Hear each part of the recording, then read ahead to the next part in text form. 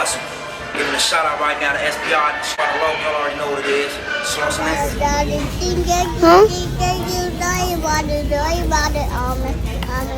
that hustle. Big shout out to SPR, Spotter Low. You know I'm in the black box, had to come through, tap in, show love one time. Yeah, y'all make sure y'all subscribe. Stay tuned, all that.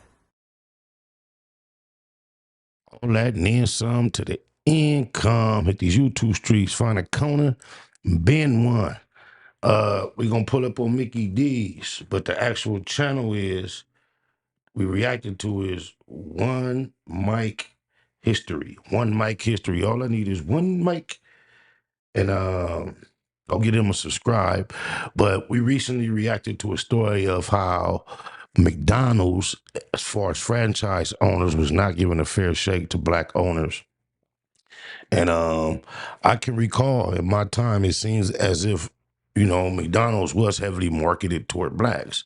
So this title was attracted to me for that reason. I want to see if the same concepts come into play that the franchise owners dealt with back just a few weeks ago. With no further ado, let's see what Mickey D's in regards to black folks has been up to. In 1968, Dr. King was assassinated and Chicago was set ablaze. McDonald's franchises sat empty and they needed a plan. Operation Breadbasket had one. Put black owners in black neighborhoods. So in December, Herman Perry became the first black operator of a McDonald's franchise in Chicago, and it worked. More black operators followed and a pipeline was created. But there was a catch. McDonald owned the land, they set the fees, and they picked your lots. So join us today while we talk about how McDonald's created a black franchise empire and everything that it cost. I'm your host, Country Boy. This is One Mic Black History, and if you like stories like this, you can find more stories like this at onemichistory.com. But without further ado, let's get started. After World War II, America built a new life around cars and suburbia and highways. Interstates cut through black neighborhoods. Urban renewal cleared blocks in the name of progress.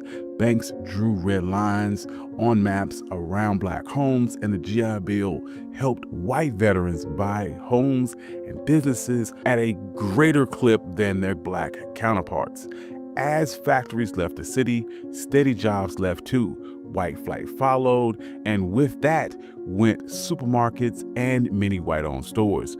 By the mid-60s, a lot of black neighborhoods had fewer jobs, fewer full-service grocery stores, and very little new investment. During this same time, franchisees loved this new America. They had simple menus, fast service, and big parking lots off the highway. Chains like Holiday Inn, Hojo, and new burger brands were built for drivers and suburbia. So in 1956, McDonald's finance chief Harry Sunborn created the Franchise Realty Company. The company would own the land and the building, and operators would run the store, pay a fee, and rent. That meant steady profits for McDonald's even when the store struggled. Most of the risk sat with the owner. Training got standardized at Hamburger University, and ads were funded through a national pool of operators. The model was simple, tight, and built to scale. So black consumers and leaders weren't silent. Since the 1930s, don't buy where you can't work turned shopping into leverage. The Civil Rights Act of 1964 opened lunch counters, but it didn't open bank vaults. In Chicago, Operation Breadbasket used selective patronage to push grocers, bottlers, and phone companies to hire black workers, place contracts with black firms, and deposits in black banks. Johnson Publishing, Ebony, and Jed featured Black banks. Just listen to how that sounds. Black banks. Are there any more around? That would be awesome just to see and experience a black bank, not an online bank. I'm talking about an actual brick and mortar building. black buying power and sold the vision of how to reach it. The Kerner Commission in 1960 told the country that America was moving towards two separate societies and called out the media for how it pictured black life. Then came April of 1968, and Dr. King was assassinated. Cities erupted. In Chicago, some of its white McDonald's franchisees and workers didn't return. The stores sat dark. McDonald's leaders met with Operation Breadbasket tied to the Southern Christian Leadership Conference. Local leaders said, if you want trust here, the owners must be Black. That same year, Harry Petty took over the Woodlawn store in Chicago's South Side and reopened it December 21st, 1968, as the first Black McDonald's franchise. He was trained at Hamburger University, and the company helped him finance, allowing for zero partnerships when needed, and appointing small business administration loans. McDonald even donated the first day's profit from Petty's store to the Southern Christian Leadership Conference, tying the brand to Dr. King's dream. Petty did well. A pipeline formed. McDonald's set high priority plan and launched a 50x2 program to launch 50 stores ran by people of color within 2 years. They opened a satellite version of Hamburger University classroom on the South Side, so new owners didn't have to travel all the way to Oak Brook, Illinois. Black owners began to meet, and they formalized in 1972 the National Black McDonald's Operators Association. One member called the group both the NAACP and the Southern Christian Leadership Conference for Black operators. It became the inside voice for the push for fair sites, trainings, and contracts. And on the ground, the stores mattered. Black store owners hired locally, sponsored schools and church events, and even supported scholarships. They called it goodwill, and McDonald's executives said that it was cheaper than advertising. Real estate helped too.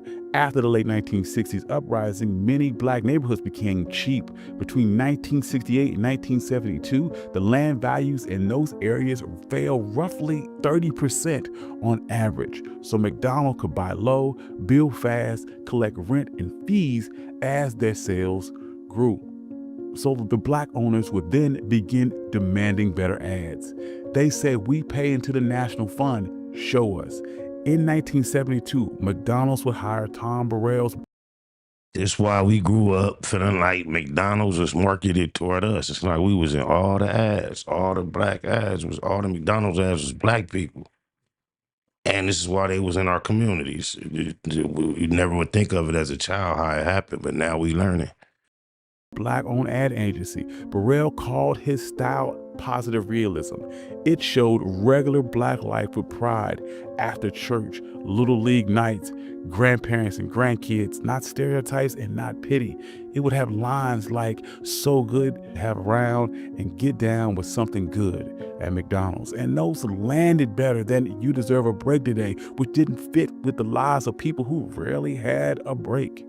Research showed this rose the brand's image, and dollars shifted to Ebony and Jet and Black radio, and Black artists and models and researchers like Viewpoint got paid to shape the Black image.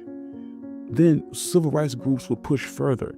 The NAACP used fair share agreements and contracts for Black builders, insurers, and distributors. The Black Operators Association stressed that one restaurant could support a web of Black businesses around it. The system sent money past the counter into banks, printers, construction crews, and ad shops. However, in that fine print, McDonald's kept the land. Owners paid a monthly fee of about 4% in sales plus rent. Part of that rent is a slice of the sales, which reached up to about 14.5%. Owners also had to pay at least 4% in sales to the national ad pool. The company set the standards. Whooping them. It's like a damn pyramid. Inspections and decided renewals. That is why many owners call themselves captive tenants. In plain words, you ran the store, but the company owns the ground and sets the rules. So site placement became a fight. Black owners said they were being steered towards older inner city and rural locations with lower average sales and higher costs for security. And this what the brother is going through in 2025 right in Atlanta. It's almost like identical statements. And look how long ago this was. That's crazy. McDonald's been over black franchise owners. Insurance. The Black Operator Association reported that from 2010 to 2019, the average cash flow gap between black and non-black franchisees tripled to about $65,000 per store. And as health debates grew, fast food filled spaces that supermarkets left. But that heavy concentration of chains in poor, segregated areas linked them to higher rates of obesity and diabetes. Some cities saw protests and asked for more fresh food access and more corporate responsibility. Recently, these tensions have bubbled to the surface. Dozens of former black franchisees and some Washington don't look too trustworthy as far as fighting for the cause. Like, he's selling you out quick. black executives have sued, saying that the system is biased. Herb Washington, a former black ball player, said that he was steered towards weaker markets. McDonald's would purchase his 13 stores for $33.5 million. And it was during this time that black franchisees fell from about 400 in 1998 to just 200 today, even as McDonald's doubled its total franchisees worldwide. So why does any of this matter? McDonald's opened up a real pathway to black ownership and middle-class jobs when other industries stayed closed. In the late 2000s, black McDonald's stores reported more than $2 billion in sales. Company leaders said that McDonald's has created more black millionaires than any other corporation. And the ad shift put black families on national TV like it had always been that way. Yet outcomes are uneven. The same real estate and corporate power that made the model work also put a ceiling on it. It set the door and the deal at the same time. Big brands can push capital, contracts, and images to black communities fast. But if the company owns the land and sets the fees and chooses the sites, your success rides on their map. So let's be clear. McDonald's did the math. And after 1969, land got cheaper. The company owned the dirt and collected the rent and fees no matter who ran that store. Installing black owners protected their assets, rebuilt sales, and won goodwill. Moving ad dollars to black media reached customers other brands were ignoring. And hiring black suppliers kept the system running. Every choice they made followed their balance sheet. And this doesn't erase the good. Black franchisees built real businesses. They hired neighbors and funded scholarships. And Burrell's ads show black life on national TV. Both things can be true. But if we want real ownership, we gotta follow the money. Who owns the land under the store? Who owns the corners? Which banks write the loans? Which agencies control the ad budget? And which suppliers get the contracts? These are the answers that decide whether a franchise is built on freedom or just rents it. Thank you. You all, I love you. Peace. Well, I think, America has not ceased to be America. The black man getting a fair shake in America is not something that has been too common. And even when opportunity is provided, like we see here, there's a ceiling. And I just don't know how much success when it comes to competition you can expect someone to allow you to have in their home.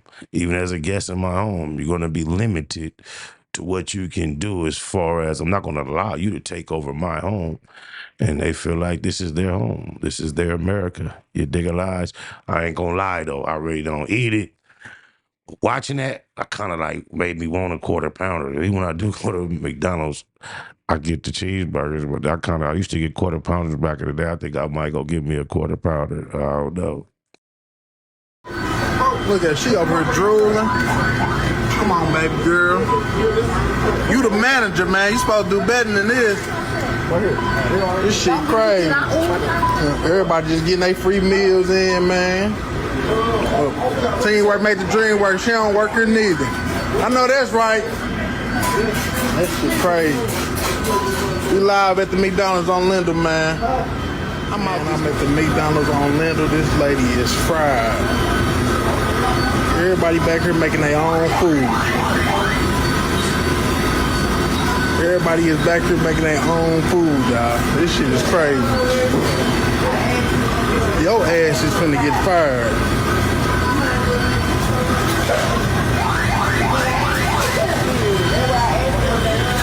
Man, she drooling at the... Damn, that stuff. She in here. Look, I got my food. I'm finna make me some more food. Everybody here trying to help her out. This shit crazy. Manager over here sleep standing up and shit. Me at McDonald's on Lindell, man.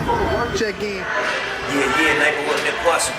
Giving a shout out right now to SPR in the streets. My nigga Spotter Low, y'all already know what it is. Sauce and air. Neighborhood that bustin'. Big shout out to SPR, Spotter Low. You know I'm in the black box. Had to come through, tap in, show love one time. Yeah, y'all make sure y'all subscribe. Stay tuned. All that.